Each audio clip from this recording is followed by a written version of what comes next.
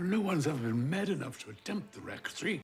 미쳐야 칠 수 있다는 이 사람의 피아노 협주곡 제3번. 피아니스트들의 무덤이라고 불릴 정도로 극강의 난이도와 힘을 자랑해요. 실패와 우울증을 딛고 일어난 불멸의 아이콘, 마음속 어두운 이야기를 악보 위에 진솔하게 써내려가 청중들의 마음에 묵직한 종소리를 남긴 음악가 세르게이 라흐마니노프입니다. 대부분의 뛰어난 음악가가 그렇듯 라흐마니노프 역시 어릴 때부터 출중한 실력을 갖고 있었는데요. 10살이 채 되지 않았을 때 피아노를 배웠고 작곡도 일찍 시작했어요. 그의 재능을 일찌감치 알아챈 스승 니콜라이 즈베르프는 라흐마니노프가 작곡보다는 피아노 연주 하나에 몰두해서 성공하기를 바랐습니다. 하지만 라흐마니노프는 두 마리 토끼를 다 잡고 싶었나 봐요. 스승이 몰래 작곡을 하다가 학교에서 쫓겨나고 말았거든요. 그리고는 이후 14살이 되던 해 러시아 3대 음악교육기관 중 하나로 손꼽히는 모스크바 음악원에 정식으로 입학하게 됩니다. 제대로 된 환경에서 자신의 기량을 마음껏 펼친 라흐마니노프, 당대 최고의 음악가였던 차이코프스키는 어린 라흐마니노프의 졸업 연주를 듣고 자리에서 일어나 경의를 표할 정도였죠. 그의 첫 작품인 피아노 협주곡 1번은 17살에 완성됐고요. 그중 2악장과 3악장은 겨우 이틀 반 만에 작곡했다고 하니까 얼마나 출중한 실력을 가졌는지 알만하죠. 이렇게 승승장구하던 라흐마니노프, 끝을 모르고 치솟던 기세가 꺾일 만한 사건이 일어나게 됩니다. 24살에 발표한 교향곡 1번 초연이 처참하게 실패해버린 거죠.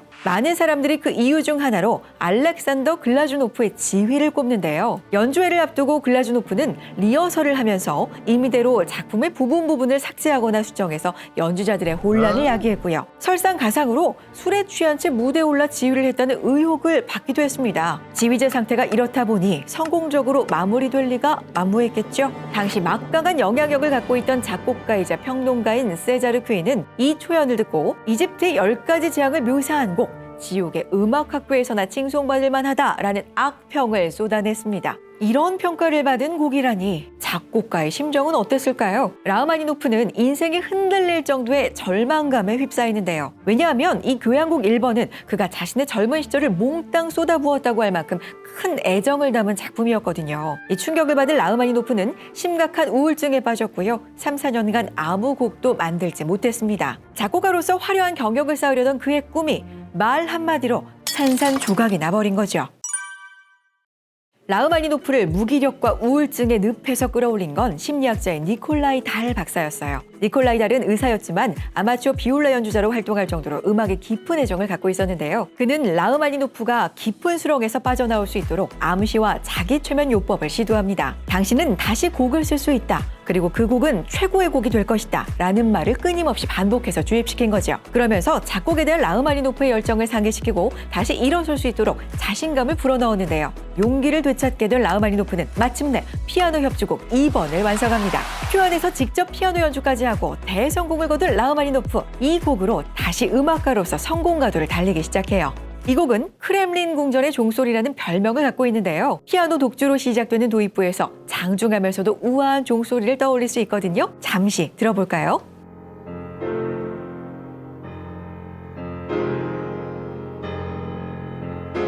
피아노로 표현된 종소리는 그동안의 시련을 딛고 새롭게 시작하려는 라흐마니노프의 결연한 의지가 느껴지는 듯하죠. 비장하면서도 강렬하게 러시아의 웅대한 기운을 담아낸 1악장, 서정적이면서도 부드러운 위로를 건네는 2악장, 깊고 화려한 감정에 더해 현란한 기교를 자신있게 펼쳐 보이는 3악장까지 곡 전체 흐름은 마치 라흐마니노프가 슬럼프와 무력감에서 벗어나기까지의 과정을 고스란히 담고 있는 것처럼 느껴져요. 이후 그는 자신을 긴 터널에서 끌어올려준 달 박사에게 이 곡을 헌정하면서 그에 대한 고마운 마음을 표현하기도 했습니다. 피아노 협주곡 2번은 우리나라에서도 2015년 한국인이 가장 사랑하는 클래식 1위에 오를 정도로 대중적인 인기를 끈 작품이기도 한데요. 각종 영화나 드라마에서 배경으로 사용되면서 여러 사람들에게 더 친근하게 느껴질 수 있었던 것 같아요. 영화 노담의 칸타빌레에서 남녀 주인공이 피아노 2대로 연주하는 이 유명한 장면에 쓰인 음악이 바로 라흐마니노프의 피아노 협주곡 2번인데요. 서정적인 멜로디, 그러면서도 에너지를 폭발시키는 이 곡의 특징이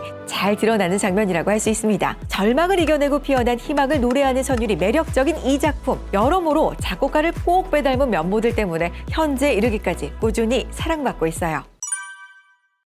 라흐마니노프의 키는 198cm로 매우 장신이었는데요. 보통 성인 남성의 손 한 뼘이 20에서 23cm 정도 되거든요. 그런데 라흐마니노프는 손 한 뼘의 길이가 약 30cm 정도였다고 하니까요. 엄지손가락으로도 도를 누르면 다음 옥타브의 라를 짚을 수 있었다고 알려져 있어요. 정말 놀라울 정도의 크기죠. 이렇게까지 큰 손을 가질 수 있었던 건 그가 마르팡 증후군을 앓았기 때문이라는 설이 유력합니다. 선천적인 질환이 있었지만 그는 피아니스트이자 작곡가로서 자신의 신체 조건을 적극 활용할 수 있는 작품들을 만들어냈는데요. 그로 인해 평균적인 손 크기를 가진 후대 연주자들에게는 고통을 안겨주게 되었지만 말이에요. 방금 소개한 피아노 협주곡 2번이나 파가니니 주제에 의한 랩소디처럼 우리에게 비교적 친숙한 곡들도 사실 연주에 있어서는 상당히 고난도 테크닉을 요구하는 작품들인데요. 그 중에서도 악명이 자자한 피아노 협주곡 3번을 한번 살펴볼게요.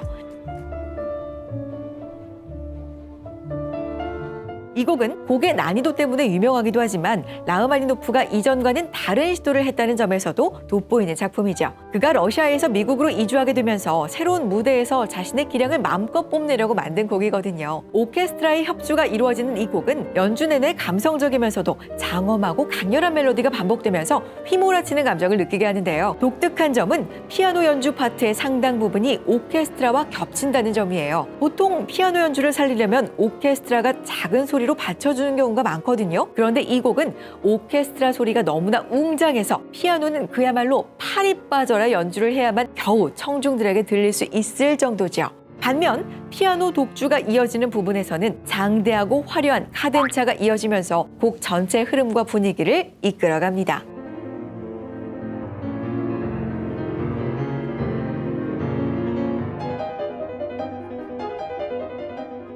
이런 특징들 때문에 피아노 협주곡 역사상 가장 뛰어난 테크닉을 구사할 수밖에 없는 작품이라고 여겨지는 거예요. 라흐마니노프 본인도 이 곡은 코끼리를 위한 곡이라고 할 정도였으니까요. 그야말로 피아노로 연주할 수 있는 끝판왕을 창조해낸 셈이에요. 라흐마니노프는 이 피아노 협주곡 3번을 미국의 세계적인 피아니스트 요제프 호프만에게 헌정했는데요. 그가 미국으로 올 수 있게 이끌어준 사람이었기 때문에 의미가 깊었죠. 하지만 정작 호프만은 자신을 위한 곡이 아닌 것 같다고 하면서 공식 석상에서도 한 번도 연주하지 않았습니다. 그런 이유로 이 곡은 라흐마니노프가 오직 자기 자신이 연주하기 위해서 만든 곡이라는 소문이 나게 되었답니다.